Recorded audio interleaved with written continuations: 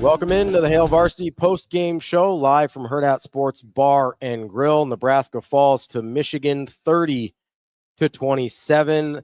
Austin Jacobsen here with me at Hurrdat Sports Bar and Grill. As I mentioned, Austin, that's a tough one. That is I didn't enjoy that. No, that felt a little bit like a colonoscopy. Not having a good time this afternoon. Yeah. Unfortunately, we were not sedated. Yeah, I mentioned for that process. I said it earlier that give credit to Michigan first and foremost. That fourth quarter and third quarter, they dominated that round. Fourth quarter, an 8.5-minute drive to kind of close out the contest. That was the backbreaker. And you can point to 3 significant plays in that fourth quarter last drive that they kicked a field goal to go up 2 scores that essentially ended the game for Nebraska. Huskers responded when they needed to. They made big plays. They had big plays, but 3 rushing touchdowns of more than 40 yards are going to kill you. Yeah, I mean, I think you can look at this game and listen, there's a lot of hot takes on Twitter. There's already, I know, some hot takes in the chat as well. You can join us and chat with us on Twitter, Facebook, YouTube, however you want to consume the show. But I think what the biggest thing for me is this basically came down to, I think, 4 plays. Okay. Right? You had 3 long touchdown runs, as you mentioned, the 75-yarder by Justice Haynes, the 50-plus yarder by Marshall, and the 37-40-yarder by Underwood. And then you've got the very first drive of the game where they don't convert on 4th down and they don't get any points out of that. Yep. 4 plays to me. That's the difference in the game here. Let's say you get 7 on that first one, 6, 7 points on that first one, and then you get a stop on a couple of those runs. We're talking about a very different ball game here. So yep. I know if ifs and buts were candy and nuts, we'd all have a Merry Christmas. I understand that, right? Yep. But we talked a lot about this week on the morning show about not everything has to be an indictment on the program. I think we have a really hard time as a fan base getting ourselves out of the mindset that every loss, every mistake, everything that happens means, oh no, nothing good can ever happen again.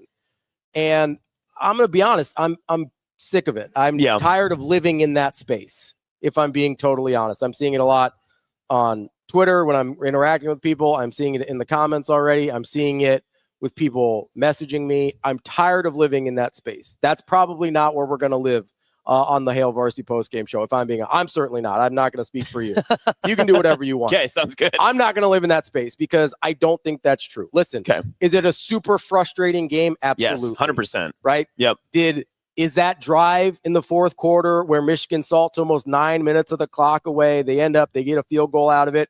You have 3 third and longs in a row that get converted for Michigan that extend the drive, and it felt like you're just slowly bleeding out. Yes, incredibly frustrating to experience that in real time. But that doesn't mean, listen, look at the rest of the game. Look at everything else in that game. Yeah. The frustrating thing for me here is I think Nebraska is going to look back at this and say, why didn't we make Bryce Underwood beat us with his arm? Yep. Because it was pretty clear he couldn't. Yep. He was a great athlete at quarterback today, that's for sure. And listen, he's got a great arm. Yep. He's got a strong arm. I think he's got a lot of arm talent. I don't think he's there yet. I think Nebraska made a huge mistake by not just loading up on the run and saying, hey, good luck, beat us with your arm. I think he had 105 yards passing, 12 for 22, 0 touchdowns, 0 interceptions, 4.8 yards per attempt. If I'm Nebraska and I'm looking back at this tape, outside of the tackling, outside of schematically, I think they largely did pretty well. Yep. The one thing defensively, the one thing I would nitpick at is I really, really think they should have loaded up against the run and made Bryce Underwood beat them with his arm. I don't think he's capable of it at this point in his career. Will he be at some point? Probably. Yeah. I don't think he's capable of it at this point in his career. That's the thing I think they're going to look back at the most and say, hey, I don't love I don't love our decision there schematically. The rest of it, I think, was execution. Execution can be fixed. Yeah. You got to tackle a little bit better. Obviously, the offensive line was an issue, although look at the last drive of the game where they scored the touchdown. Yep. Dylan was pretty clean. And honestly, if you look largely in the second half, was much cleaner in the second half than he was in the first. Now, there were some untimely sacks there For sure. Which obviously that's the biggest talking point right now in our comment section and probably to the discussion in the locker room right now. I mean, the offensive line struggled. And those sacks were in different varieties and different ways. Some of them felt like physicality. Some of them were schemed. Some of them were just downright being just blown off the ball. Other opportunities felt like they were just guys who were lost in space. Yeah. They were switching out tackles. I actually thought guard center guard didn't play terribly today in terms of the pass, but the outside edge rushing was significant. And any moment that a linebacker had an opportunity to get on a running back and try to come through a blitz package, or maybe there was an opportunity for an outside rush edge to pin Dylan back, either Dylan not being able to have the opportunity to step up or not stepping up himself and not being able to move away in his own pocket prevented Nebraska so many times from hampering what could have been a sustainable offensive drive. And we saw that so many times in this game that I made the comment to you while we were sitting out here that there were so many times that Dana Holgerson's offense just started to get tuned up, and you could feel, all the symphony instruments starting to like tune up, and everyone's getting all worked up and ready to roll. And then you get a sack, and then they go backwards, and then we have a draw, and then it's a screen pass that goes for 3 yards, and then it's a punt. And Nebraska just couldn't keep in that same rhythm over and over again. And these back-breaking sack plays that happened 7 times today, Ravi, 7 times. It's not acceptable. And it's not acceptable for a team that faced a defense that was getting 2 sacks per contest, which isn't terrible, by the way, but was in the middle pack of the Big Ten Conference entering today. Now, is Michigan's talent better on the outside than Nebraska's offensive tackles? Maybe. But whatever Nebraska tried to do on their outside tackles in their pass protection was not working tonight. Yeah, I mean, so obviously there were some issues at tackle, for sure. Yes. Right? Here's the other thing, though. If you look at, and I'll be interested to talk when we get to Matt Verzal at that Friday of this upcoming week on the morning show, because there's a thing that I was noticing during this game. And yes, I'm not making excuses for the offensive line. They had to be better and they weren't. Yeah. I would say a minimum of 3 of those sacks, maybe more, but at least 3 of the sacks were a direct result of Dylan not stepping up in the pocket. And I agree. Climbing the pocket. Yep. Like if you're going to get beat as a tackle, you want to get beat to the outside so your quarterback has an opportunity. They forced guys outside and pretty far up. Now, you would have liked it that they didn't allow him to pinch back at the end of the pocket.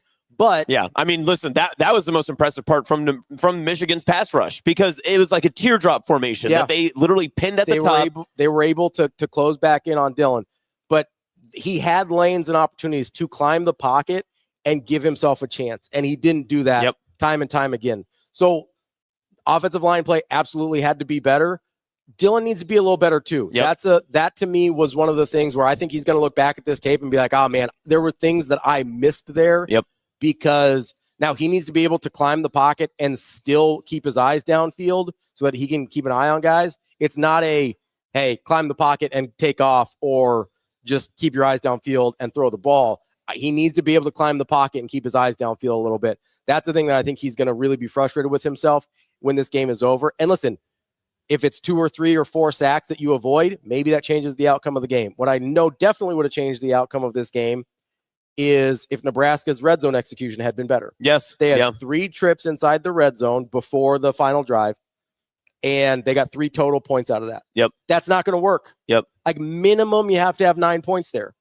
And if you have 9 points, we're looking at 36-30 instead of 30-27. And again, so to go all the way back, just to like bring this all into a bow, right? So like you're talking about red zone execution, the very first drive, you go for it on 4th down in that position, like where you are in the game. Everyone's going to point at the end and say, well, you could have gotten 3 points right there. I don't have a problem with the reason why they were set up in the opportunity to get 3 points that they missed then on the second opportunity was because they went for it on 4th and pinned them so deep. Got to stop.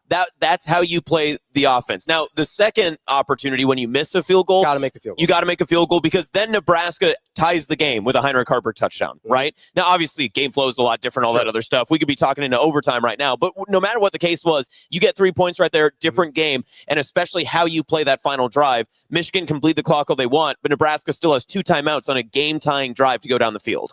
Yeah, I think the things that I'm going to keep coming back to are tackling. Yeah. Like the tackling had to be better. There were, in this 4th quarter, in the past 20 minutes that we got to watch that game, there were 4 different opportunities for literal one-on-one tackles or moments when a player could have made a play and did not make the play that allowed Michigan to continue a drive or for Michigan to get the final possession. Yeah, like the tackling had to be better. DB said it during the morning show this week, is he thinks it's literally just going to come down to who tackles better. Michigan tackled better. In space, Michigan tackled much better. Yep. There were one-on-one opportunities with Emmett Johnson, with Luke Lindemeyer, with Ja'Cory Barney, with Mekhi Nelson, where they just tackled better in space. Nebraska, at those same opportunities, did not tackle very well. Yep. They got too much up to Justice Haynes, to Jordan Marshall, to Bryce Underwood. In those one-on-one opportunities, you absolutely have to tackle. That's number one. The second thing is, and I said it already, and I'm going to say it again, and I'm probably going to say it all week. I cannot believe they didn't try and make Bryce Underwood beat him with his arm. Yeah. Because I do not think he's capable of that at this point in his career. You want to talk about third down conversions. They held him over in the first half for third down conversions, and then they started to force him to pass more because he couldn't get out of his own rhythm in that first half. Until that drive that bled 8.5, 9 minutes off the clock, I believe they were 1 for 8 on third down conversions. Yep. Then they went, I believe, 3 for 4 or 4 for 5. I don't remember which on that drive. And a lot of it was because of tackling. I think you just had to put yourself in a position where you say, hey, Bryce Underwood, good luck. Go beat us with your arm. That's the thing that I think they're going to regret that. Yep. That's like, maybe I'm wrong. Maybe they'll look at the tape and be like, hey, we liked how we played this. We just got to tackle better. Maybe. If I'm looking at that tape again and I just watch it live like the rest of you, I haven't been able to watch it back yet. When I watch it back, I have a really strong feeling I'm going to say, God, just put 8 guys in the box and see what happens. I don't think anyone's from Nebraska Nation is going to go home tonight and be like, oh, man, that freshman quarterback really beat us today. He had a big run, but it was more of defensive lapse and defensive, misalignment or whatever you want to call it. Maybe it was just the wrong positioning, whatever it was, wrong play call. And Bryce Underwood obviously took advantage of it and did what he needed to do, and he scored a touchdown early coming off an interception from Dillon. That's a great play by a freshman using his athletic ability to get there. I'm not sure that there were any other opportunities that Bryce Underwood made plays that beat Nebraska. Nebraska was in the wrong position. Their running backs, and I will credit this, Michigan's offensive line is much, much better than what I had thought they were coming into this contest. They're much better than they were at any point previously in the season. They were dominant today. They were absolutely dominant. That could be partly Nebraska's defensive line not stepping up the way they needed to. But that was the best Michigan's offensive line has looked all year. It was fantastic to be able to just see what they were doing. Nebraska had opportunities to make one-on-one tackles in the hole on big run plays from either Justice Haynes or the backup.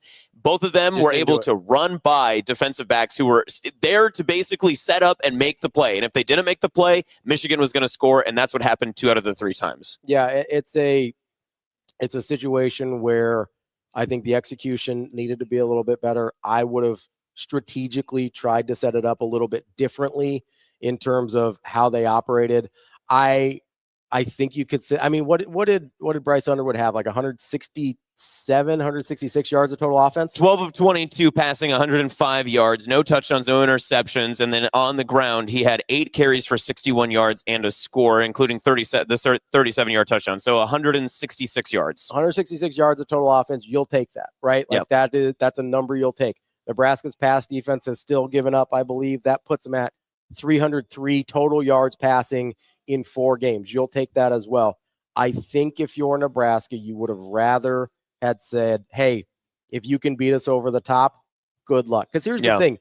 You can structure that in a way where you kind of put a little, you've got like 2 high safeties. You give them, and I know Nebraska doesn't typically play that way, right? So I'm asking them to be a little out of their typical alignment. But if you say, hey, I'm just going to put a little umbrella over the top here, and then we're going to play man-on-man on the outside and say, hey, if you can make multiple throws to beat us over the course of a drive, congrats, you win. Can I make an alternate argument? Sure. Nebraska's pass defense could be that good, right? That they are not allowing a lot of these, plays to get out of pocket for them. They have great coverage on the field. They have that sort of setup. They've played quarterbacks that have refused to be able to do that running quarterbacks just find more alleys in that way. Is that the case, or is it closer to the case now, 4 games in, what we saw from Michigan, that Nebraska's run defense is poorer and teams choose to run the football against Nebraska rather than throw it? Yeah, I don't know. I don't really know. I do think the way you look at like what Brennan Sorsby's done since he played Nebraska, that's a guy that can throw the ball. That's a guy that, like, I think they wanted to throw the ball. He had over 30 dropbacks against Nebraska. Now he only had 25 pass attempts because he ended up scrambling some of those times in the fourth quarter. But they had over 30 dropbacks against Nebraska out of 65 total plays. They wanted to throw the ball. They tried to throw the ball. They couldn't throw the ball, right? So I think that's a big part of it. And you could even argue, like, okay, maybe that the pass defense has been so good because they devote so many resources to it. Okay, so find out, though. Yep. Today was a game you're like, hey, we've got a quarterback where I think he might make some mistakes. He might not make the right read sometimes. I don't know if he can sustainably make 10 to 15-yard throws to progress the offense down the field. Find out today. Yep. Like, commit to stopping the run and find out today whether or not your pass defense is that good, to find out whether a true freshman quarterback can beat you with kind of a base one-on-one man coverage with a little bit of shell over the top defensive back look. Like, I think today was the day to find out. And they chose not to do that. It appeared. Again, I haven't rewatched the game yet without, in the last 2 minutes. So I can't say that for certainty. As I'm watching it live, that's what it looked like to me. It looked like they chose not to put a huge emphasis on stopping the run the way. I mean, I would have overdone it. Like, okay. I would have overdone. I'm talking 7 guys in the box every snap and say, good luck, Bryce Underwood. If you beat us with your arm, we will give that to you. Yeah, force the other team to say, okay, we're giving you every opportunity to beat us. We're showing you exactly what it's going to be. Beat us with this. Absolutely. Yeah. Like, that's the thing I think they're going to schematically. That's the only thing I think they're going to have a problem with. And you know what? You're absolutely right. You're 100% right. Now, when you explain it that way, how many times in that final fourth quarter did we see, and we were getting excited because they were bringing Elite Eight, baby. I mean, like, it was 8 guys on the line of scrimmage. Everyone was going. Everyone was going to – they dared Bryce Underwood. You roll out one side, we're going to hit you. You make a throw and beat us. And guess what? He couldn't. He didn't. He threw it out of bounds on what could have been part of that extended drive, essentially. But then later on, what did they do? They adjusted. They made screen passes, and they put Nebraska in their worst opportunity to break a tackle and run through. Sierra Wright missed a tackle. We saw Deshaun McCullough miss a tackle, which is a damn shame because he played a hell of a game today. Great game. But then outside of that, I don't want to be full gripe mode, but we got to get all this out of the way, right? Right at the beginning. Small little moments of execution. Even at the end, you're losing the game. You bring in a special teams guru like Mike Eckler to do this sort of moment. When you needed 3 points, you have to be able to get the ball back. You bring in a guy like Mike Eckler to do that for you. Execution level was perfect from Cunanan to get the ball up in the air right in front of a Michigan player, 10 yards down the field. And the guy who's supposed to receive the ball goes behind a Michigan player. Carter Nelson's got to go get the ball. You got to go get the ball. You need the ball to win the game. He had every opportunity to go get the ball. He went for the player instead, which I get is a lot of times how you draw it up. I understand that. A lot of times you say, hey, you hit the player, but at some point you got to be a ball player and say, hey, I can go get that ball. Like Ja'Cory Barney did at the end of the first half. Went and got a ball. Say, I can go get that ball. I'm going to go get that ball. I'm going to make a play to help win the game for us. That, to me, was the difference here. Is on defense, you had guys with opportunities to tackle, to make tackles one-on-one in space, make a play to win the game. They didn't do it. You had guys, Carter Nelson on the onside kick. And listen, you're in a position where an onside kick, it's always a miracle to recover an onside kick. I understand that, right? So I'm not going to harp on Carter Nelson here. But again, you change your percentages. You had the right opportunity, but it's little moments of making the right play. You kicked it the exact way you needed to go make a play. You had an opportunity. Somebody's got to go make a play. That's the thing that we didn't see on the onside kick situation on the defense when they were trying to get stops on that 8.5-minute drive. Like there were too many times where they just did not execute. And I look at that game and I know somebody snarky in the comments, and I get it. It's frustrating, but like, somebody snarky in the comments goes, yeah, you take away all their touchdowns and we would have won this game. That's not the point. The point is, on a consistent basis, Michigan could not sustain a drive. The only drive they sustained the entire game was that last one. And it was a backbreaker. Don't get me wrong. But they could not consistently sustain drives throughout the game. Nebraska's lack of execution on those big runs is what allowed them to win this game. That's what we're talking about. We're not talking about, if you take away their 4 scoring plays, it's not like we're talking about 5-yard touchdowns, 10-yard touchdowns where they've driven down the entire field. We're talking about one play drives, 2-play drives, whatever it is, and then they bust one because Nebraska didn't fill correctly in the run game or didn't make a tackle when they had to. Like the one on, I believe, the 75-yarder, Marquise Buford, that should have been a 8 to 12 yard gain. And listen, not great. You don't love it, but you don't give up 70 yards. But it's not a 75-yard house call. Yep. Like, you go there. DB and I have talked about this, right? I don't think Vincent Shavers made the right read on that, but he made the wrong read quickly, which gave Marcus Buford an opportunity to make the play. Play fast. Marcus Buford didn't make the play, right? Like, you got to get there. You got to get in the hole. You got to make a play. Yep. That, like, the run fits were not fast enough. It seemed like Nebraska was a little bit hesitant to fill.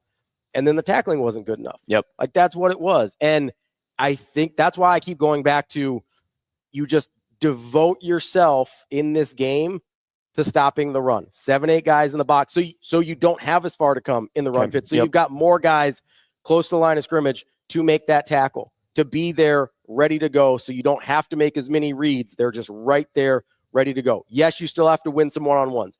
Yes, you still have to tackle and execute. But that's the thing that keeps coming back to me is if they had just loaded up on the run, maybe Underwood surprises me. Yep. Maybe he surprises me and beats him with his arm. I can live with that. I have a hard time living with the way the game went down. There is a scenario in this case that Nebraska comes out the way that they did. They take the ball first and they put Michigan in the hole. They did not put Michigan in the hole early. You never made Bryce Underwood be that type of quarterback, right? There was no point in this contest where Michigan had to put Bryce Underwood in position to win the game. Yeah. He was always, and Michigan were always in control of the contest, despite some moments when it felt like Nebraska had both hands on the wheel. Michigan was always working the gas and foot. I mean, they were all over on trying to make sure that this game was always in Michigan's tempo. And you guys talked about it earlier in the week as well. That was going to be a big case. If you could get Michigan off of their game, Nebraska can win the game.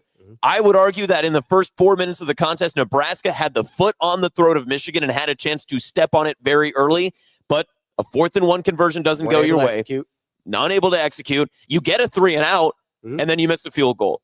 So the door's open. Michigan scores. Dylan throws a pick. Michigan scores again. Yeah, that's the long touchdown by Underwood. All of a sudden it's 10-0, where Nebraska for the first 3 drives of that game, their opening drive, Michigan's 3 and out, and then their next drive where they missed the field goal, probably felt like they had a really good grasp on how things were going. And all of a sudden, you turn around and you go, wait a second, how did that happen? Right? And yet, and for no reason, Nebraska still probably I felt confident still in Nebraska's ability. I looked at the 3.5 quarters remaining in the contest, and I felt like this is a game that Nebraska is going to be able to feel in control for. And outside of an 8.5-minute drive, by the way, Ravi, like we had mentioned in the fourth quarter, Nebraska still won the time of possession battle in this game. And I get it. Michigan had 3 explosive runs that took off their ability to chew more clock. That's how that works, in case you were curious in the chat section. But Nebraska had 33 minutes of time of possession. Michigan had 26.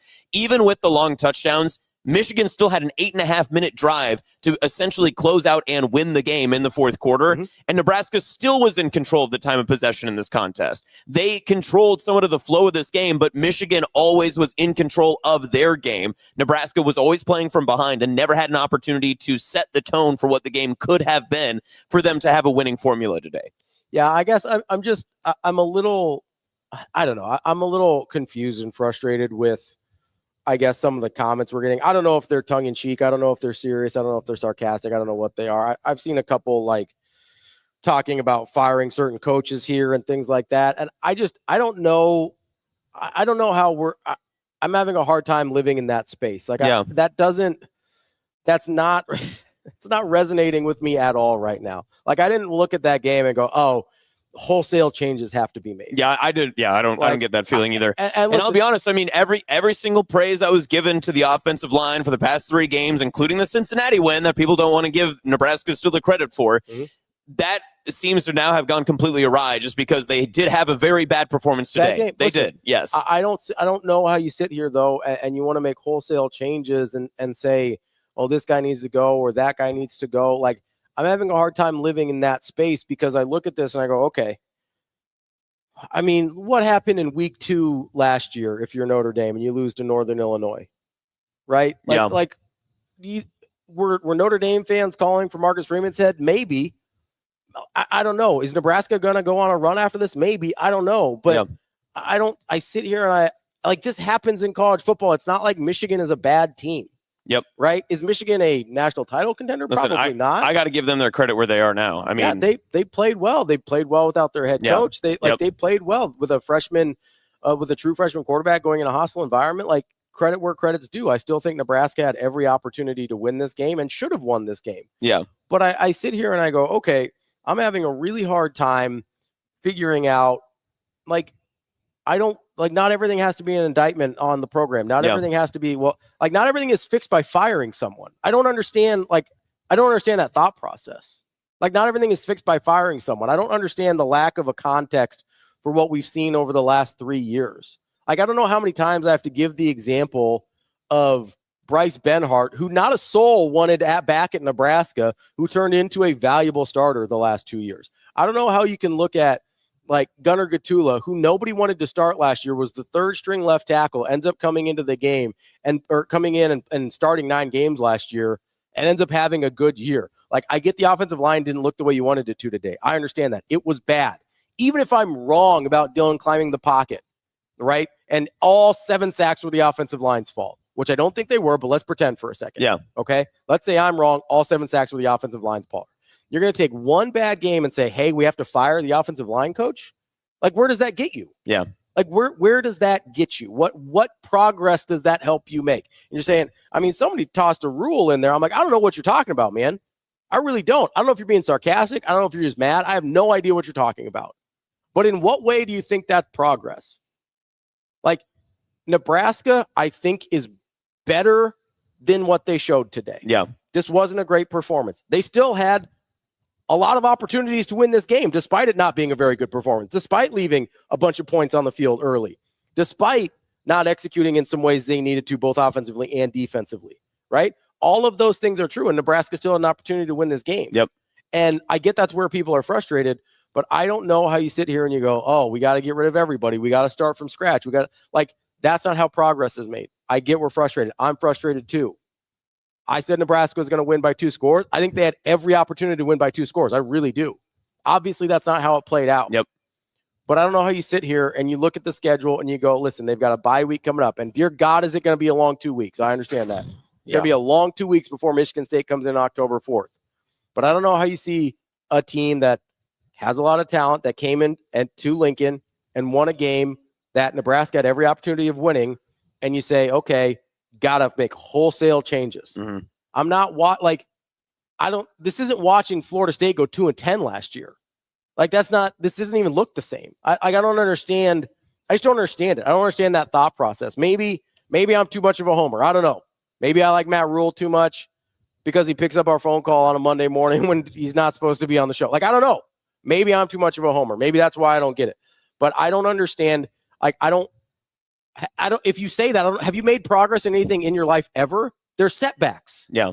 Right? You go forward, you get setbacks. You move forward. Nebraska's continually moved forward over the course of 3 years. This is a setback. It happens. You have to continue moving forward. Now, in 2 weeks against Michigan State, after a bye week, and they've had time to look at, this is why before the season I said Michigan State is a must-win game. Mm-hmm. Whatever happens against Michigan, Michigan State's important because you'll learn a lot about your football team that week. You'll learn a lot coming out of a win. They'll learn a lot coming off of a loss, which is the situation they find themselves in. That's the game that you'll find more about this football team than today. Yeah. Losses happen. I don't know if you saw Clemson today. They're 1-3 now. Yeah. They were the number 4 team in the country coming in. They just lost to Syracuse. Okay. This wasn't a loss to Syracuse, by the way. Yeah. This is definitely a better team than Syracuse for a team that had much less expectations than Clemson did. Yes. This is what happens in college football. This is part of it. And listen, it's okay to be mad. It's okay to be frustrated. But you also have to understand this is part of how college football works. This is part of how programs are built. Now, again, if this comes up next week or 2 weeks from now, Michigan State, and this doesn't look like a team that's improved, or it looks like a team that's not ready to play Michigan State, I will have some concerns about what occurred over the course of the 2 weeks. Again, not necessarily an indictment on the program, but that's the place, not today, 2 weeks from now against Michigan State. That's where you'll find out whether or not this team is making progress. Because this, as a program, historically, over the last decade, has not dealt well with success or failure. Yeah. Success has put us up on a mountaintop, then we come back down. Failure has tended to snowball. Yep. So we'll figure out what that looks like in 2 weeks against Michigan State. And there'll be a lot of narratives and a lot of talking in between now and then. But I had to say something because like I don't understand that mindset. If you've never progressed in anything in your life, which I think most of us have in some way or another, it was never smooth sailing. It never is. That's not how progress works. I don't understand it. Let me ask you this. Yeah. Is a tough question to ask because there's not a number next to Nebraska. And I know that was a whole different conversation 6 hours ago than where we are right now, right? But are the expectations for Nebraska's season still attainable after a game today? Yeah. After even the result and everything that we saw, every single thing that went wrong, every single thing that wasn't corrected, everything that everyone had fears for, the expectation for Nebraska's season still remains the same, does it not? Yeah, it does. Because, listen, everybody in the free world except me and Will Compton predicted 8 or 9 wins. Yeah. Right? Yep. 8 or 9 wins. Let me check the math here. Losing one game to the second or third best team on your schedule. The 3 best teams on the schedule are Penn State, USC, Michigan. Everyone pretty much agreed to that. Full stop. Yep. Right? Put them in whatever order you want. Penn State's 1. Do what you want with Michigan and USC. Those are the top 3 teams on your schedule. If everybody in the free world, except for me and Will Compton, said 8 or 9 wins, you could lose all 3 of those games and you're still at 9 wins. Yep. Right? Yep. Like, yes, everything is still on the table. Michigan State, Maryland, Minnesota, Northwestern, USC, UCLA, who is god-awful. Right. Penn State, Iowa. Right? Those are all on the table. Everything Nebraska thought the expectations were on the table.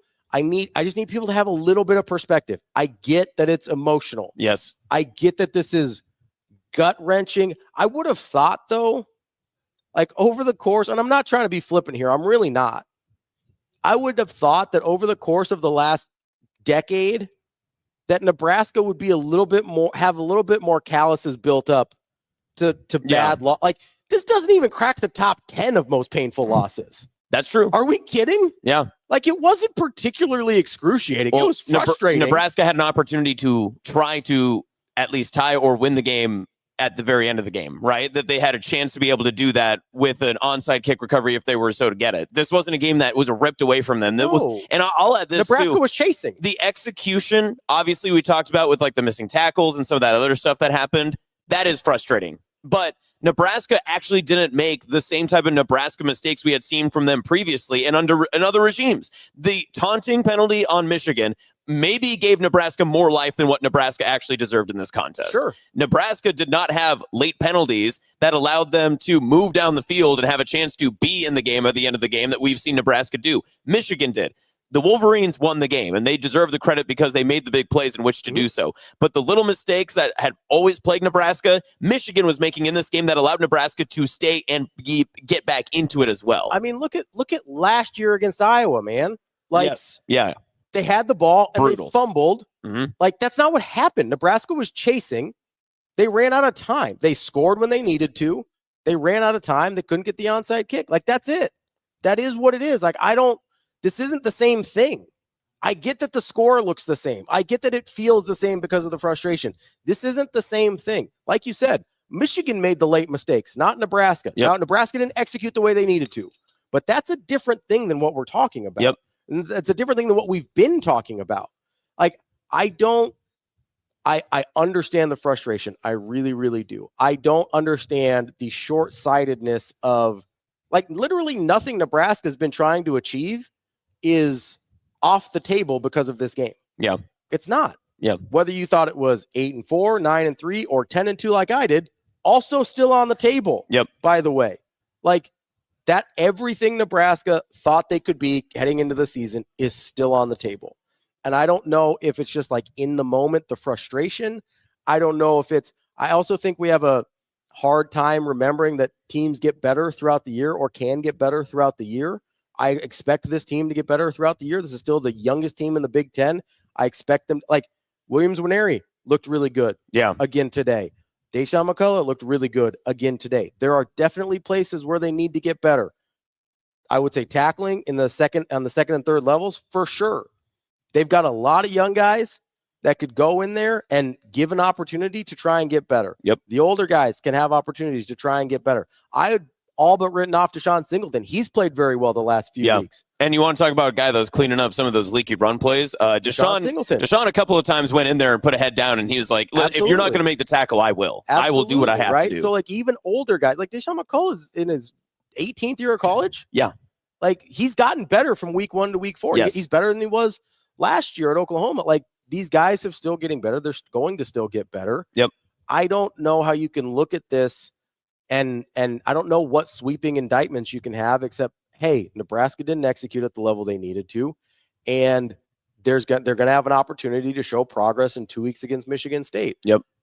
It's a super, super frustrating loss. It's also not at all the same types of losses we've been seeing over the course of the last few years. There was no killer penalty late to hurt you. There was no killer turnover late to hurt you.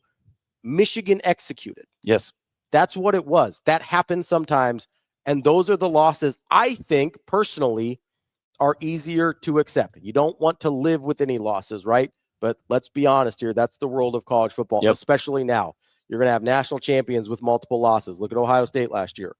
Like, you're going to have college football playoff teams with multiple losses. That's the world of college football now. Undefeated is going to be fewer and further between. And honestly, like, that's not where Nebraska was at this year anyway. That wasn't I don't think was on the table for Nebraska this year. So I would much rather have a loss where I sit here and I go, that team executed better than us, as opposed to we shot ourselves in the foot. Yep. Like, that might not be the kind of progress you want. That is progress, though. Like, we said that was the type of progress we wanted in the offseason, right? We said, hey, like, let's just not be disastrous on special teams. Guess what? Archie Wilson was pretty damn good today. Oh, yeah. Like, he gave Nebraska opportunities where they were pinned back to at least try and reestablish some sort of field position. And also, Cunanan, as much as, grief you want to give for someone for missing a first kick, that obviously a 3-point difference looks pretty big. He responded and came back and make all the rest of them. He did what he needed to do to keep Nebraska in the game as well. Came back, made a couple field goals, made his extra points, gave them an opportunity on the onside kick, by the way. Yep. Gave them again, I know it's hard in the moment. Most kickers don't go 100% on the season. The best kickers in the world don't go 100% on the season. Like, is that a kick you need to make? Absolutely. Yeah. But, like, kickers are going to miss kicks throughout the year. You would wish it didn't happen in a game and that ends up being decided by 3 points. Well, and again, not to get so lackadaisical with it too, but did Dylan's first quarter interception cost the game? I don't think it did. I know obviously it leads to a touchdown, but in the grand scale of this entire game, did the very first interception thrown by Dylan make or break the difference in this game late in the game? No. Because what did he have? 3 touchdowns, 1 interception? Yeah, 3 touchdowns, 1 interception, 73% completion rate. 310 yards? 308. Yeah. 308 yards. Yeah. So, those are, if you, I'll be honest, if you sign me up for those numbers, I'd take them every week. I would take, which has been consistent. Other than the interception, it's been pretty consistent from what we've seen. Yeah. Over the course of a season, that would give you 36 touchdowns, 12 picks. Yep.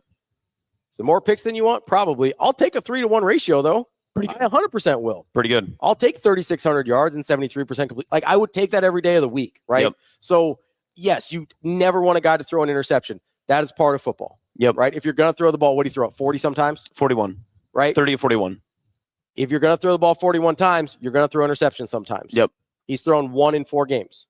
Okay? Yep. 2 of them against power conference opponents. He's thrown 1 interception in 4 games. I'll take my chance. I'll take those results. That's not where I'm super concerned. I'm not super concerned about Kyle Cunanan. I'm not super concerned about Dylan Raiola. I'm not concerned about Ja'Cory Barney. Dude showed up. Never concerned about Ja'Cory Barney. No. Love that dude. But listen, if anything, you want to take a positive away from this game, and if you want to feel good, and you want to lay your head on the pillow and just be like, man, what a frustrating day. I wanted this one to go my way. You can close your eyes and just say to yourself, at least I know when Nebraska is going to need to make a play, I know who they're going to go to. Ja'Cory Barney's a dude. And also, spoiler alert, that dude's not 100% either. Yeah, and he's not been 100% for a while. He's been limping since Cincinnati. And he's still making plays like that. And yeah, you can say whatever you want. Nebraska, gets a Hail Mary. Maybe they get lucky, whatever. Position to make a play. Playmaker made a play. Yeah. Ja'Cory Barney made 2 plays in the first half, and Michigan said, that guy can't beat us. You got to find somebody else to go beat him. Mm-hmm. And Ja'Cory Barney is here to make plays. That's what he does.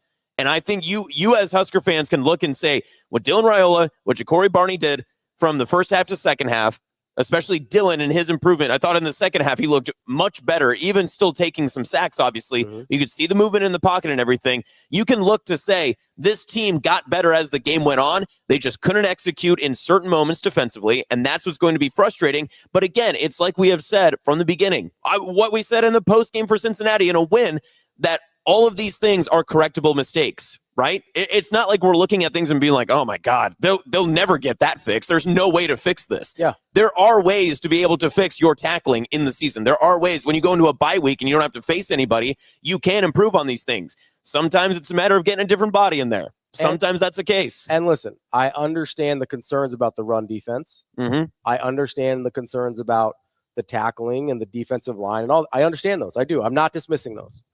Here's the thing. There's also not very many teams in the Big Ten that want to play you this way. Yep. When we looked at the schedule, we said this before the season. Yep. When we looked at the schedule before the season, we looked at it and we go, okay, if we're very, let's say the concerns about the defensive line are valid. Let's say they are. Okay. And you go, okay, I think they're maybe a little too small. They might get bullied a little bit. And I said, okay, if that's true, who are the teams that actually want to do that? And I pointed to basically two, Michigan and Iowa. That's it. That's about all. Those are about the only teams that want to bully you in that way with trying to take advantage of an undersized defensive line. We saw that today. Nebraska gave up way too many rushing yards. I understand that. And we won't see the last one until the end of the season. I'm guessing by the end of the season, the defense will be much improved. Yeah. I believe that You'd to be hope so. true. Yes. Yeah. I believe that to be true. By nature of the law, you'd assume a team should be able to get better. Yes. Yes. Assuming the young guys continue to improve, you would think that some of that shored up by then. Is that enough to be shored up to beat Iowa? I don't know. We don't know that yet. But there were only two teams on the schedule that I looked at and said, because people pointed to Michigan or to Minnesota, that's not really how they want to play. Yeah. They were a lot more outside zone. They're not trying to kill you between the tackles the way Michigan does, the way Iowa does. That's not really the case. I thought maybe UCLA, but they're not trying to beat anybody right now, so that's fine. Like Penn State likes to be physical, but they've got like their strength is their quarterback passing the ball, so that's what they're going to focus on. Like there's two teams on the schedule that we're going to try and bully you. We saw one of them do that today, and Nebraska was still very much in this ball game. Okay, so looking at obviously offensive line play, people will look at the sacks as well, but I'll be honest, looking at the box score, I did not realize this until we started to kind of dive and look into numbers. Emmett Johnson, 19 carries, 65 rushing yards. The running game wasn't nearly good. Makai Nelson, 3 attempts, 19 yards. It didn't feel that way, though. It felt like Nebraska was able to get some yards, but in that second half, like we said with the Bryce Underwood thing, I think Michigan just said, listen, you're not going to be able to run the ball today. Beat us throwing the ball. And Nebraska got as close as they possibly could to beating Michigan by throwing the football, and they were as close as possible to getting there. But Michigan did their style of defense of saying, we're going to get after your quarterback, and they got after it. They got their 7 sacks. The adjusted rush numbers I don't have, but the total rushing numbers, 43 for Nebraska, 1.4 yards per carry with the sacks in there. Dylan ended up with 7 attempts, minus 49 yards because of the sacks. Yeah, so I mean, I understand this is part of it, but if you're going with on actual rushing attempts, I'm going to do a little quick math here. So you got 43 plus 49, 92 yards on 24 carries. So 92 divided by 24. Listen, it's 3.8 a carry. It's not great. No. It's not the... That's not their standard, no. It's not the 1.4 that it looks like. Yeah. Right? I do think it's a little silly that in college the sacks get put against rushing numbers, but whatever, that's a different conversation for a different day. In the NFL, it goes against team passing numbers, not rushing numbers, but whatever. If you're going on true rushing plays, you're looking at 24 carries for 92 yards. Still nowhere close to the standard that Nebraska wants to be. Not good enough. Yes. Not what it looks like on paper, but not good enough. That's definitely a place where I'm disappointed in the execution there. That's a place where, especially early, Emmett Johnson had a couple chunk runs. Yep. Right? Early on in the game, that first drive, I would have liked to see them try and get to that a little more. But at the same time, when you've got Dylan cooking a little bit, it's hard to go away from the things that are working. I get that. Yep. So But again, it's the same thing that I said, 15 minutes ago, is that on Nebraska on that first drive, everything was because of what Nebraska was doing. Nothing was because of what Michigan allowed them to do, right? It wasn't because, hey, Michigan's up. If you want to run the ball, we're going to force you to throw the ball to try to stay in this contest, right? Like, we're going to shut down all running lanes. You're not going to get it. That first drive, Nebraska, whether you want to call it, oh, well, it was on the play sheet, it's what they had already predicated that they were going to run. Nebraska was moving the ball up and down that field on that opening drive. There were already precursor signs as to what could come in that contest. Dylan was under duress a couple of times, had a couple of late throws that I'm sure he wanted to get back anyway. But the first drive still ended up on about, what, the 5-6 yard line? Mm-hmm. And they just go 4th and 1 and are unable to convert. Other numbers in there, too. Red zone, obviously, Nebraska was 3 of 4. Michigan was 1 of 1. The time possession, we've already touched on the turnovers as well.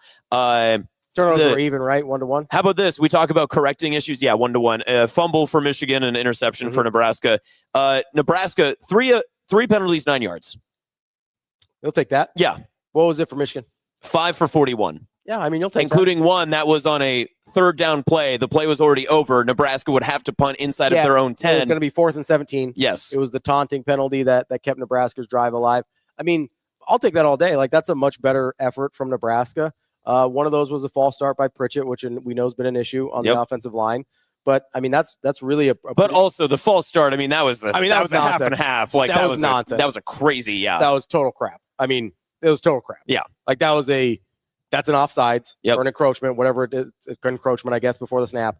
That's a terrible call. Yeah, awful call. I think there's definite reason for frustration and disappointment.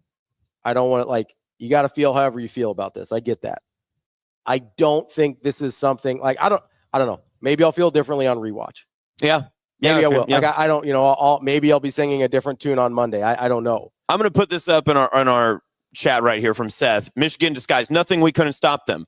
I'm not arguing that at all. Michigan put head on head, hat on hat, ran the ball, and they forced Nebraska to be able to make a play. I mean, at the end of the day, they just played Oklahoma drill all day. That's what they did. Yeah. And just tried to force Nebraska and saying, our dudes are going to step up. Are your dudes going to make the play? There was some leaky yardage early. There were some other things that happened in that run game, especially early, that you could tell, I have a little concern.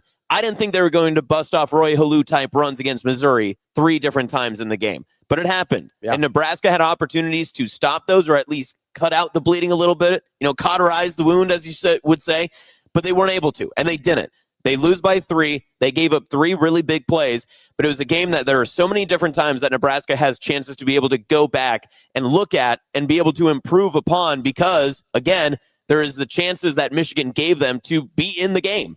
Mm-hmm. And Nebraska can be in these type of contests. I don't think it's an indictment on Nebraska. If anything, I am going to give way more credit to Michigan because I was completely wrong as to how talented this team was and how much better they are in the Big Ten repertoire than I thought they were.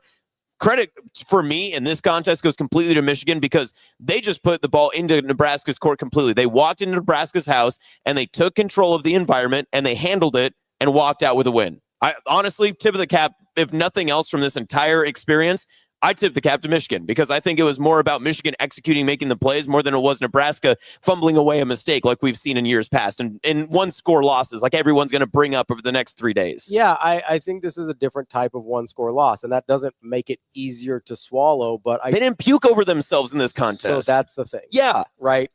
Michigan went out and executed. Nebraska didn't execute to the level they needed to win this game. But to me, and again, maybe I'm crazy, but to me, I feel way better about that than if they had 10 penalties for 120 yards or had 3 turnovers or had these crucial mistakes late. Mm-hmm. I even feel better, and maybe this is nuts. I don't know. I even feel better about missed tackles than I do total busted coverage assignments. Fair. Right? At least the Bryce Underwood touchdown run feels differently than some of the 3rd down late missed tackles or opportunities. Yeah, where there's just the Red Sea parts, there's nobody there, and you're like, hey, feels like maybe somebody should have been in the middle 40 yards of the field. Yeah, when the 80-year-old broadcaster says, I think I could have ran that in for a touchdown, it doesn't feel great. And he's probably not wrong. Yeah. Although I heard Gary Danielson could scoot back in the day. I'm not sure he's still scooting.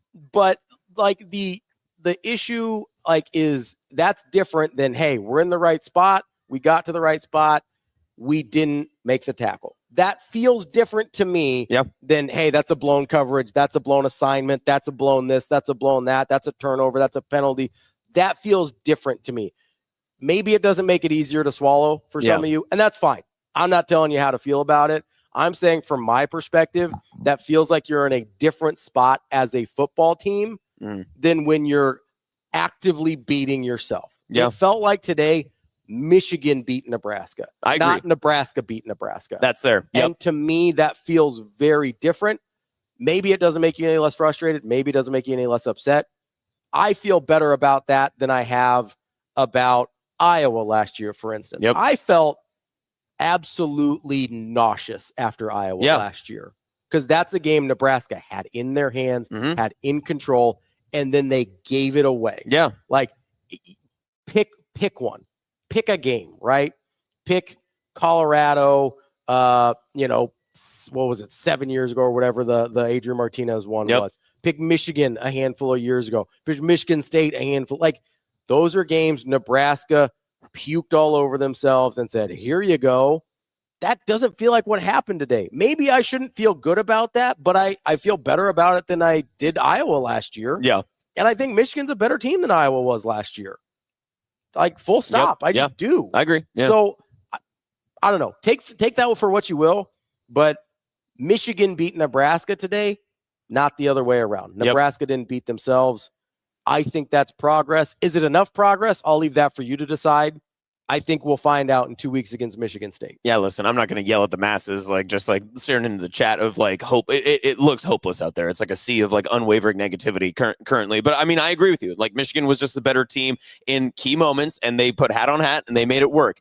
I do want to do a quick shout out. Go for it. Yeah. I want to say thank you to Les in the chat because he says, Ravi, always delusional. You are the model of a homer. That's incredible because 8 years ago, people said I was a Creighton guy. So this is terrific news for me. Appreciate you, Les. Terrific news for me. Top 25 scores just quickly. If you weren't watching earlier in the day because you're out tailgating, which, by the way, Memorial Stadium, a lot of people said some things about it in the offseason. I thought Lincoln showed up today. They did a good job. People being me, mostly. Listen, you can't make fun of me, all right? I've had a big weekend. Texas Tech took care of Utah 34-10. Tennessee handled UAB 56-24. Oregon State won the border war 41-7. Florida State handled business against Kent State. Final that just went about 30 minutes ago. Oklahoma handled Auburn 24-17. Ole Miss dominated Tulane 45-10. Big Ten scores from yesterday. Iowa beat Rutgers in a game barn burner. They tried to not hit the over as tough as they wanted to. 38-28. Today, or right now, late third quarter, Notre Dame is taking it to Purdue 56-23. I mean, we're talking about listen, I need a backdoor cover for Purdue. I mean, there's a high probability that could happen. Still scoreless with Illinois, Indiana. That one just kicked off. Yeah. Washington State 7-0 early. Washington early first. Michigan State, USC is on Fox tonight at 10 o'clock. We mentioned the Oregon game. Michigan obviously takes down Nebraska 30-27. And Maryland might have just put the final nail in Luke Fickell's coffin, 27-10 over Wisconsin. Now, remind me, Maryland must have been favored in that contest? No, I don't believe so. It was Wisconsin by 10. So don't believe so. Yeah, there's no backdoor cover for that one. But I mean, you look at this game, we always talk about this the past couple of weeks, right? Mm-hmm. This isn't hey, let's appear and look across the aisle and say, well, what did this mean for Nebraska when you look at it compared to other teams? Nah, today, Nebraska lost. But does that mean Nebraska's going to lose in 2 weeks? Who knows? No. But what it does mean is that Nebraska has every chance to improve and show that they can be better. Because, okay, let's play a new game. Let's play. I mean, what's the next measuring stick game for Nebraska to earn the respect back to get to where they were right here, right? This was a national scale tipping moment for Nebraska. We talked about it all week. It was a chance to beat the national narrative. It was a chance to beat a top 25 team. It was a chance to maybe get that overtime monkey off of your back. All that great stuff. They didn't get it done today, but when you look at the schedule moving forward and where everything is kind of falling in place for the Big Ten, we can start to make some very stark judgments of some of the teams in this conference. Yeah, it's November 1st. Yeah, it's USC November 1st. Day after Halloween. It's a blackout game. USC November 1st. So you got till November 1st to get back in that picture. Yeah. I mean, you've got opportunity. And listen, like I said, I think you learn more about Nebraska in 2 weeks against Michigan State than we learned today. Back at home. I genuinely do. I genuinely think you learn more about who this team is, about who this coaching staff is. If you're one of the people that wants to make this an indictment, I think you learn a lot more about this team, about this coaching staff, about the culture, about their development in 2 weeks against Michigan State. Yep. There's no way to couch that. I 100% think that's true. And if they come out against Michigan State and they don't they don't look improved, they haven't shored up some of these execution things, then yeah, there might be some concern there on my part. There's no other way to put it. But you're right. The next measuring stick game in terms of national perception, because Nebraska's not going to get any credit if they go out and beat Michigan State. Nope. Like that's not it. Well, then they're not going to get any credit because then when they go on the road to Maryland, no one's going to say, oh, this is the team that just upset Wisconsin, or oh, when you go out to a Friday night in Minnesota, no one's going to care about that, right? Yeah, although, I mean, Maryland is 4-0. That is true. I mean, beat undefeated teams. Schedule hasn't been great. Yeah. If we're being honest, Towson, Northern Illinois, FAU before Wisconsin today. Notable powers. But they are 4-0. We like to call that the Indiana scheduling of the Big Ten. But they've got Washington in a couple weeks before Nebraska. They've actually got the same cadence. They've got a bye next week, then they've got a game, and then they've got Nebraska in 3 weeks. So you're going to have an opportunity there. I'll be interested to see what that Maryland-Washington game looks like. Yeah. Demond Williams is a really talented, dynamic quarterback for Washington.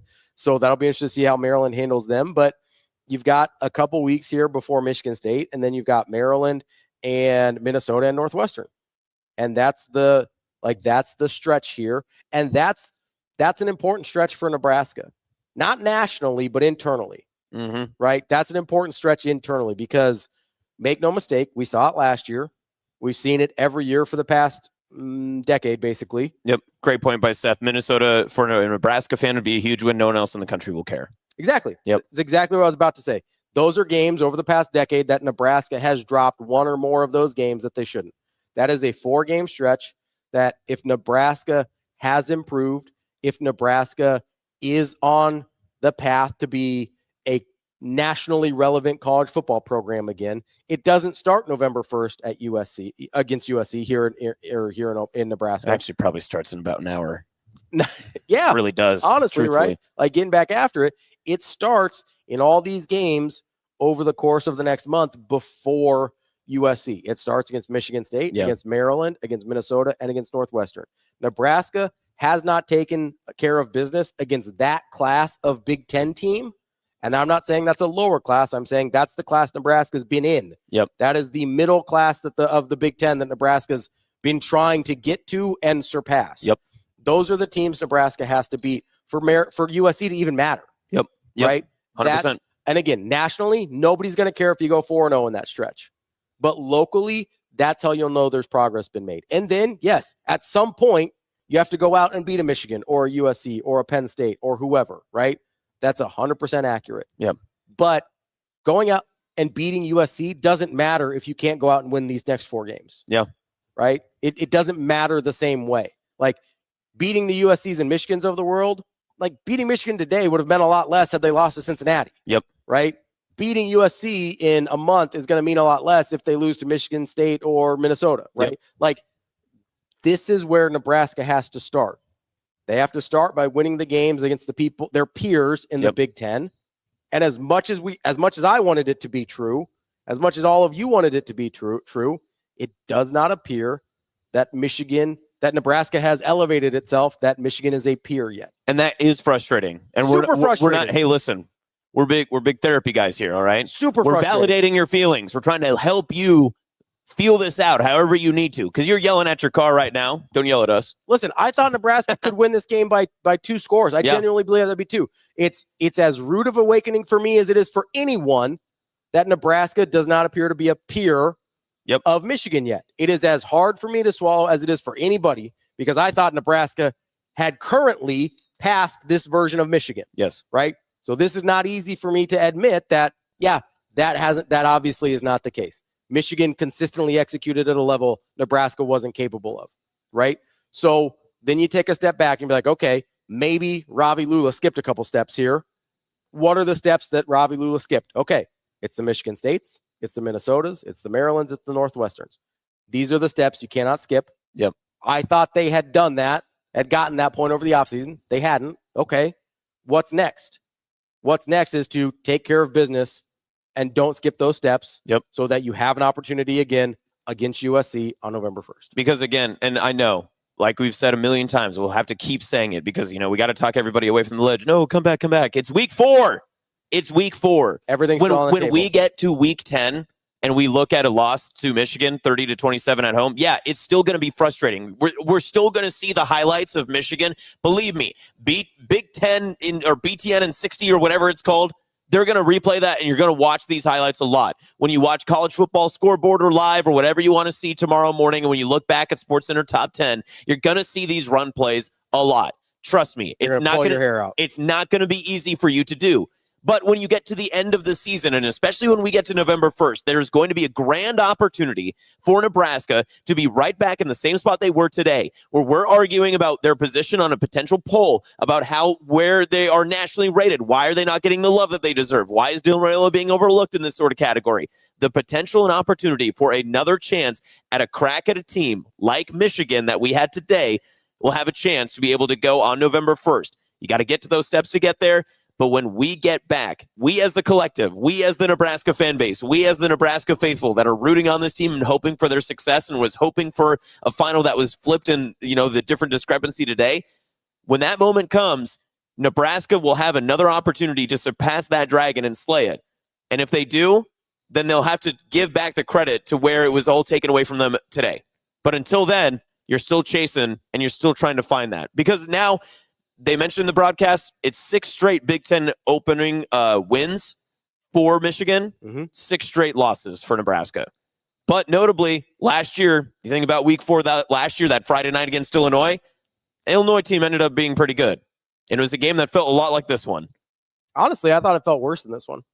You thought this Michigan game felt worse? No, I thought Illinois felt worse. I agree. Right? I was there. It felt worse because Nebraska, at the end of the game, puked all over themselves. Yeah, I thought that was a game where Nebraska beat themselves. Yeah. I thought that with the execution and just wetting it down their leg in overtime, I thought Nebraska beat themselves. Outside of that overtime, though, I think a lot of people in those stands would have felt really comfortable being like, oh, wow. If the game would have been Illinois, the same way that this one would have ended up, Nebraska scores late and just couldn't get an onside kick, people probably would have left the Illinois game in year 2 of Matt Rule just being like, you know what? Nebraska is getting better. But now the expectation is so much higher that it had to get to this moment. Sure. And Nebraska wasn't able to get the win because of big moments, but they didn't lose in the same way that we've seen before. And I think, if anything else, you have to walk away and wake up tomorrow morning realizing that this is not the same type of Nebraska team that would have just fumbled the ball all over themselves and not been able to pick themselves up by their bootstraps to stay in this contest. And then they did. Yeah. We said that they had to play from behind, and they did. But they kept it in the game. In the last minute of the game, last 3 minutes of the game, they were down 10 points, and they find a way to make it a one-score game and have a chance to get the ball back and potentially tie the game. Let me ask you this, right? And then we can be done whenever you want to be done. We're just rambling right now. We're just doing our thing. We're out here, right? Yeah. I don't want to say it's where the magic happens. It feels inappropriate. In most of the recent seasons under Nebraska. Yeah. I mean, let's go back to Indiana last year. Big moment. Where things didn't get off to a good start. No. For Nebraska, much like they didn't get off to a good start today. That game gets away from Nebraska in a hurry. Yes. I get it's a road environment. I get it's a little different. But would it shock you? Listen, I don't think it's an 11-1 situation. But for Michigan, but would it shock you if Michigan has 9-3, 10-2 year? Would that stun you? Not anymore. Not from what I saw. What's Michigan's schedule the rest of the way? Michigan next week, they're at notable Big Ten power Wisconsin, who definitely did not lose to Maryland, who they were favored by 10 over today. They play on the road at top 25 USC. They'll then host Washington. They are on the road at Michigan State October 25th, at home against Purdue, on the road at Northwestern, at home against Maryland, and then finally the game November 29th. So much frankly, their schedule sets up a lot like Nebraska. I was going to say the exact same thing. You've got 2, and one of the teams is even the same with USC. You've got 2 games where you're looking at and you go, you have to probably look at USC and say, hey, that's a game you feel even in. Yep. If you're Michigan, right? And Ohio State's currently better than they are, but you've had their number. So you look at them and go, okay, let's say Michigan goes 9-3. Do we feel differently about this loss? No. Because I bet last year, if you'd been able to tell people, hey, Illinois is going to go 9-3 this year. Indiana is going to go 11-1, be in the college football playoff. I bet they feel, maybe not the Indiana one, because 56-7 is 56-7. It was a blow. Yeah, it was tough. But would you sit here and go, if you're, hey, let's say Michigan goes 9-3. You tell me last year before the game, hey, you're going to lose in overtime, but Illinois is going to go 9-3. They're pretty good. You feel any differently about it? No, because this isn't UCLA from last year. Okay. It's not. No. Like it's like you lost to a very good team today. Yeah. Like I listen. I wasn't in the stadium today. Obviously, it was here, Hurrdat Sports Bar and Grill in the Vista. But when I left the stadium against UCLA last year, you walked out and you were disgusted. Yeah. Because that was a game that should have never gone. Never should have been a game that Nebraska played the way that they did. And they did. They played poorly. This was a game that I feel like you can walk out and just be like, Nebraska definitely made mistakes, but they definitely were right at the level with a good team that they played. Yeah, it didn't feel like a game they didn't show up for. Yeah. I feel like it's a game they got out executed on. UCLA last year felt like a game they didn't show up for. Indiana last year felt like a game that got away from them in a hurry. Yeah. Right? That very easily. Listen, I'm going to go. I'll go back if you want me to. Please. Got my old man sunglasses on my forehead like that. The binoculars? The baby birds? So I'll go back in the text and my mentions if you really want me to. Oh, bro, you got too many messages during this game. After it was 10-0, the number of people that were like, oh, Nebraska's getting blown out. This is going to get away from them. Yep. And listen, I understand the sentiment. I'm not hating because that's what's happened in the past. But that's my point. Nebraska goes from 10-0, tied at 17 at halftime. Okay? Even after that horrible Justice Haynes 75-yard touchdown after Nebraska tied it up at 10, they go up 17-10, and then, bam, Nebraska ties before halftime on that Hail Mary. Unless you can be like, oh, it's luck, it's a miracle, whatever. They still did it. It still counts. Those points still count, right? So I sit here and I go, okay, this is a team last year. I don't disagree with you. That very easily could have ended up being a blowout. Yep. Right? Yep. Every game that's started or gone like this in the last decade has pretty much ended up being a blowout. Maybe that's not enough progress. That's for you to judge for yourself. To me, I will take that as measurable progress. Yeah. Against a quality opponent where Nebraska very easily, this thing was like a whisper from getting away from Nebraska early. Mm-hmm. And it didn't. They reeled it back in. They were able to stay in it. They were tied at halftime. I tweeted out at halftime, hey, Nebraska has to feel incredible for the way that first half went to be tied. Yeah. You're starting back at 0. Yeah. Right? Yeah. That's a huge win for Nebraska at halftime. Yep. Now, didn't execute it good enough down the stretch. Didn't execute good enough early to put themselves in that hole. Totally agree. But this is progress. Michigan beat Nebraska. Nebraska didn't fold. Nebraska didn't get bus rolled after getting down early. And maybe that's not good enough. Up to you to decide. I'm not going to tell you how to feel about it. Yeah. I'm just going to tell you what it is. Adam, I'm going to agree with you. He says doesn't matter, still a loss at home. I'm going to ignore the doesn't matter part. Loss at home is a bit tougher. If this would have been a road game, listen, if this game was in the big house, every single Nebraska fan that's so upset with us in the chat right now, they'd have been like, oh, what a way to handle the road environment. I mean, but I get it. I know what you're saying. I'm trying to be a mini troll for you right now. But on the opposite side, let's be honest though. Let's be honest about the home thing for a minute for Nebraska. Nebraska's home environment has been a work in progress over the last several years. Until last year, it wasn't. I'm not even talking about fans. Yeah. I'm talking about whether or not Nebraska wins home games. Wins or losses at home. Yes. That has not been the case. Yeah. Right? Last year, it started to turn around a little bit, but you had the terrible UCLA loss. Yep. Right? And then, was that it? Was that the only home loss last year? Illinois.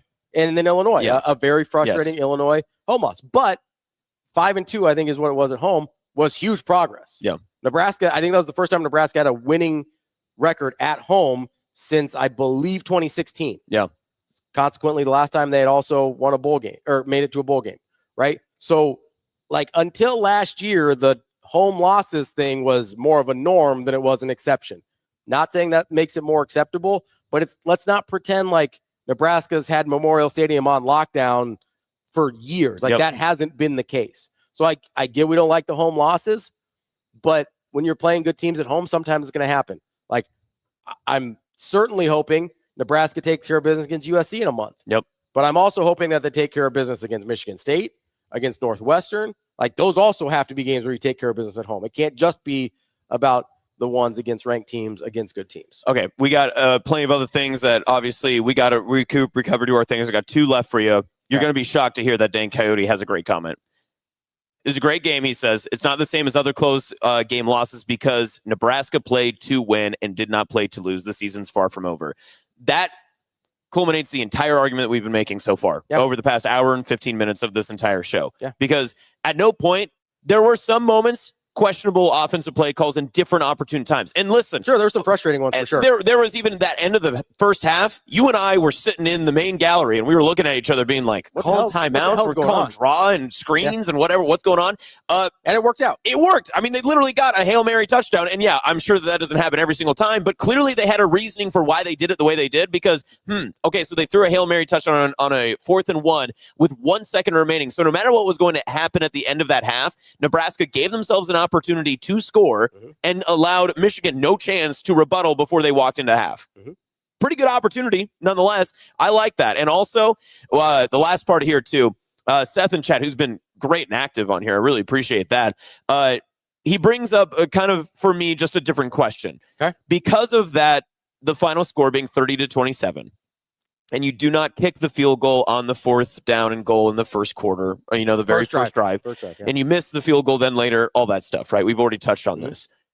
Do you think that changes some of the philosophy from Coach Rule moving forward with the rest of the season when it comes to games like this?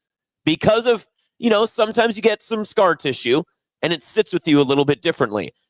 I would argue no, because I still think, missing the 3 points at the beginning is frustrating. You want to take the 3 points, and everyone will point towards this final score saying, well, you get to overtime if you do that. The game plays out much differently with that field goal. A lot of things change. I also, I like the decision to be aggressive. They have to execute better. Yes. I like the decision to be aggressive. I even like the play call. The little Lindemeyer shovel pass, I think, was a really interesting, creative play call. It has to be blocked better than it was. I also think he was closer than what they gave him credit for, but that's I agree. Argument. I don't think he made it, but I think he was closer than it looked. I like the aggressiveness, and I like the calculus of the risk reward in your head. You go, okay, we've got this here where we go, all right, we either convert and have an opportunity to get 7 here, or they're pinned back inside their 5-yard line, and we've got an opportunity to either get great field position, maybe get another safety, maybe force them into we saw a pick 6 in almost that exact same spot against Colorado last year. Yep. You force them in a position where they don't have great options. So the calculus of what's the downside of this isn't terrible. It's not cataclysmic. And so I look at that and I go, okay, I don't mind that thought process. I like the aggressiveness. I like the risk reward trade-off. And again, we're talking about a 4th and 1 from the 6, not a 4th and 1 from the 41. And 2 completely different opportunities. Absolutely. And let's be totally honest here, because of that decision and the defense executing a 3 and out, that's why they had the opportunity for the next field goal, which they missed, and you got to make the field goal, right? Yep, you got to make it. But execution. We can't sit here and pretend like if they had gotten the field goal there, Michigan's then starting off in a different position on the kickoff than they did on the turnover on downs, that all of a sudden plays out very differently. So you're not going to sit here and go, okay, well, now they've missed 2 opportunities for 3 points and they would have won the game. That's just not, it wouldn't have happened. You don't get to change one thing and not change the rest of it. I don't have a problem with it. I hope it doesn't change his aggressiveness. I liked the play. I liked the decision. I liked the play call. Again, like a million things we've said today, they have to execute better. Yep. That's it. Traven adds in chat, Rule said it in the press conference that he is going to go for it every time. So Good. There you go. It was the right decision. I think it was the right decision. Ravi, Rule approved. Bang. All right. Handshake meme. Not to keep beating this horse has been dead for an hour and a half, but anything else that I feel like we've covered it. I mean, people got their gripes in. Everyone wants to get on that. All the scripted plays, all the missed tackles. Listen, the other part is too. Let the frustrations out. That's what we're here for. Everyone frustrate, all that good stuff. Here's the basis of this. All of the mistakes that we saw today as a collective, from Nebraska fans, whether you're in Memorial Stadium, watching on TV, from television stream, whatever you were doing, I think everyone agrees we all saw what the issues were, right? Everyone kind of saw, you missed some tackles. Yeah, you didn't run fit correctly, all that other stuff. Mm-hmm. This wasn't there's some X's and O's underlying groundwork thing that we're just not understanding. And I actually think in terms of a loss, that's a positive because that means it's just football. We can correct football. Mm-hmm. We can make that better. And also, especially with as many young guys as they play. That's my next point. There will come a time when if our old guys aren't making the plays, we got other people who can make plays. Yeah, that's the thing that I said that last year with the secondary, and obviously the pass defense on the secondary has been much, much better this year. Yeah. So that's a harder conversation to have. I do think it's also worth remembering that you do have one of your starters out. Malcolm Hartzog hasn't played the last 2 games. I know we like Donovan Jones and the way he's played, but there were some of the missed tackles that were on Donovan Jones. Yep. Maybe Malcolm Hartzog makes those, maybe they doesn't. Maybe it's different if Sierra Wright is in his more natural position at corner than having to play the slot. I don't know. It's worth noting that one of those guys wasn't playing, and one of the young guys that we do like was playing. I don't know what that means, just pointing it out.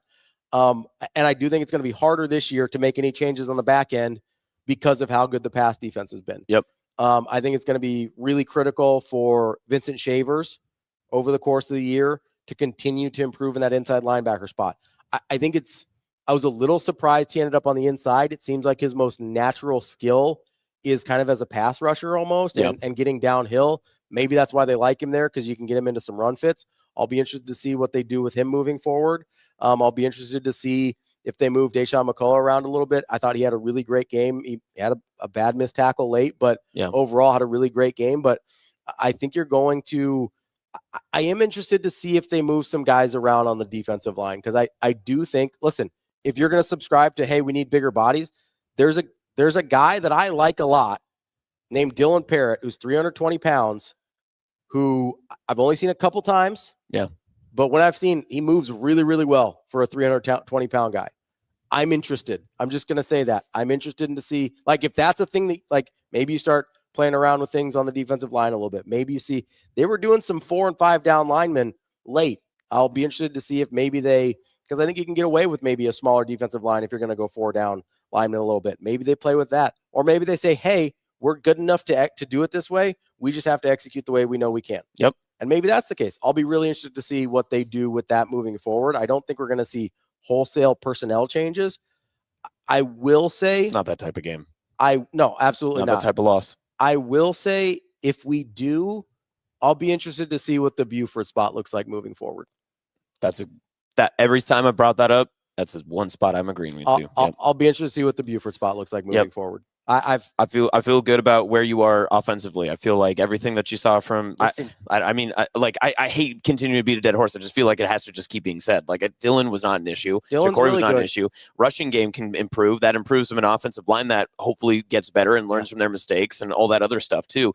There will be on specific positions and specific people on this coaching staff and roster and starting lineup that will have some soul searching to do, but it's not the entire team that has to get back to their hotels or back to their rooms and be like, man, what are we today? They're a competitive team. They played with a top 25 team to 3 points. Yeah, I mean, just real quick math here. Dylan will be at, after this game, 11 touchdowns to 1 interception. That's a ratio I will take. Yeah, pretty good. He'll be at 1,137 yards passing, which puts him on pace for 3,300 on the season, and he's completing well over 70% of his passes. Yeah, he's right in the Dana Holgerson algorithm right there. Dylan's been really good this year. He was good today. Were there some things that I think he could have done better? Yes, just like everybody else on the team. Like, would have liked to see him climb the pocket a little bit more effectively and keep his eyes down the field. That probably saves a couple of those sacks from happening. There's literally a thing for every single guy on this team that I would look at and say, hey, need to do this a little bit better. But I'll take that over, hey, they got down 10-0 and they rolled over. Or they had 10, 12 penalties, 8, 10, 12 penalties that really cost them and gave Michigan a bunch of free first downs. Or they gave the ball away a bunch and gave Michigan all these opportunities. Like, I'll take a bunch of guys need to get a little bit better every day of the week. All right. Well, listen, I'm not going to keep shooting this horse in the leg if it's already dead. But appreciate Ravi, obviously. Check him out. Hurrdat Sports Live every single weekday morning. I have a feeling it's going to be a fiery show come Monday morning. We'll see. Yeah, I'm really interested to talk to DB. I'll be really interested to see how he is processing this and how he feels about the game, because it might be. I mean, I haven't talked to him yet. Texted a little bit during the game when he had commercials. I'll be interested to see how much differently about this he feels than I do, because I really don't know. I have no idea, but it'll be a good week, and it'll be a long 2 weeks. And I have to say, on behalf of myself and all the Hurrdat Sports team, congratulations to you and Dr. Fiance. Yeah. Congratulations on the engagement. Almost the best weekend of my life. Almost, but we're so close. We were 3 points short. So we're 4 points short. But come on, Nebraska. Couldn't pull one through for my guy. No. We tried, man. We tried. But yes, congratulations. Thank you. I appreciate that. Very nice. Lovely people. Great dog parents. Great dog parents. Yeah. Ava's going to be super pumped that we're probably going to bed now. It's been a long weekend. It's been a long weekend, but appreciate you guys. Also appreciate everybody in the chat. You guys are great. I know we're here to basically, we're just a vessel for you to be able to share the frustrations. That's what we're here for. We're just trying to talk you away from the ledge, but we'll get you back. Therapy sessions. Obviously, when we get back here in 2 weeks against Michigan State, we'll talk to you again live from Hurrdat Sports Bar in La Vista.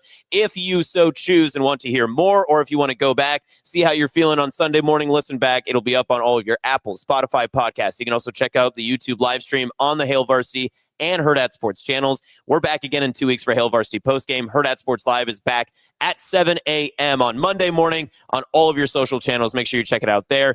And am I missing anything else? I mean, I feel like that's all we got to do, right? Last thing, as always, go Big Red. Go Big Red always. We'll see you next time.